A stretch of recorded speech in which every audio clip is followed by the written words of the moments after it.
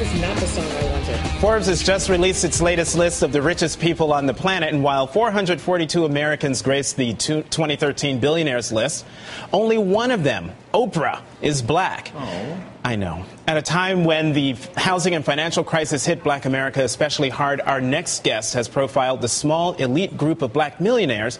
And from Spike Lee to L.A. Reid to Bob Johnson, he's found threads of wisdom and habits that can be applied to anybody's personal and professional lives. Joining us now is Dennis Kimbro, the author of The Wealth Choice. Dennis, thanks for being here. So thanks for having me. Thanks, Dennis. So name one or two of those common threads that you found between Spike Lee, L.A. Reid, and the others you profiled. Well, I found more than one or two. I found 7, and that's why the subtitle of the book is featuring the 7 laws of wealth. Over a 7-year period, I crisscrossed this country, and I used a full-blown survey. I asked these millionaires, black millionaires, 118 questions. They completed it anonymously. Number 2, I had 6 focus groups around the country. I had one in North Carolina, one in Washington, D.C., 3 in Atlanta, a small one in Nebraska, and even a smaller one with black females out in Las Vegas. And then last but not least, I had more than 60 face-to-face interviews, and that's when I interviewed the likes of Steve Harvey, Damon John, Lisa Price, Carol's daughter, and 3 of black America's 5 billionaires.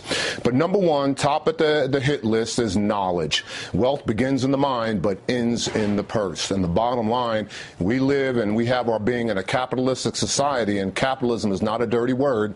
Capitalism is predicated on the fact if you want to earn more, I suggest that you learn more. Dennis, you're talking about black millionaires, so I'm interested in what are the specific roadblocks that black people face in becoming millionaires or billionaires, and apart from the quite obvious one of that intergenerational wealth transfers is a major predictor of becoming wealthy, and we almost don't have that at all.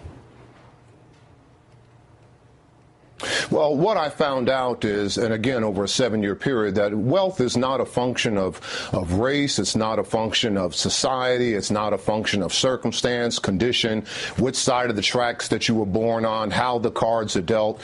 It's basically a function of choice. It's a function of determination, of effort, innovation, and creativity. And living in a free and open society, and I'm not going to stand here on your show and say that this playing field is level. You're certainly right. I mean, black Americans, they hit roadblocks that other ethnic groups may not encounter.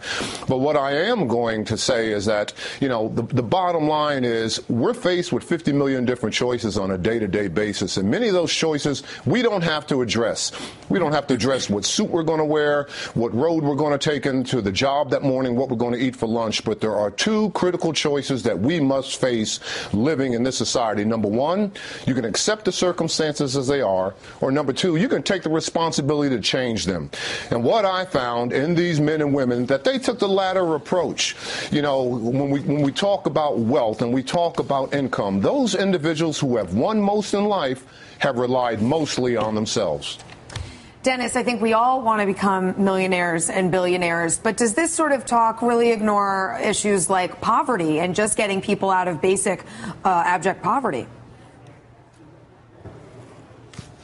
Yeah, I mean, the bottom line, when you look at every economic indicator that would lead to financial success, black America, my race is either in last place or next to last place.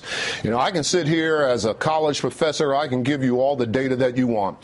27% of African Americans spend more on a weekly basis than what they bring in. 30% of African Americans have no savings plan at all. 35% of black children will be raised in poverty. And more than 40% of African Americans don't even use a bank for the financial transactions. You know, thanks to that, the Federal Reserve even came up with the term for that. They call it non-banked or unbanked. But here is a way out. Here are the keys to the kingdom given to me over a 7-year period by our wealth creators. And it starts with knowledge and it goes to decision. You've got to make a decision that poverty will have no place in your life. Dennis Kimbro, thank you very much. I'm going to go read this. I'm going to be a millionaire. Up next, a baby cured of HIV. Touré weighs in on this major medical breakthrough.